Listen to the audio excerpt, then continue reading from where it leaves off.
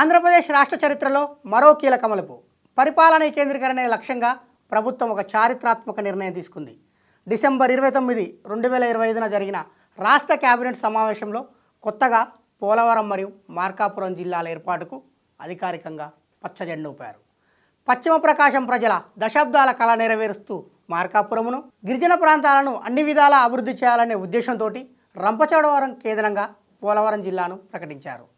గతంలో పశ్చిమ గోదావరిలో ఉన్న పోలవరము, కర్నూలు నుంచి ప్రకాశంగా మారిన మార్కాపురము ఇప్పుడు సొంత జిల్లాలుగా కొత్త అస్తిత్వాన్ని చాటుకోబోతున్నాయి.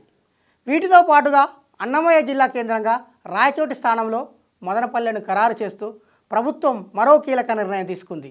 ఈ మార్పులతో జనవరి 1, 2026 నుండి ఆంధ్రప్రదేశ్లో మొత్తం జిల్లాల సంఖ్య 28కి పెరగనుంది.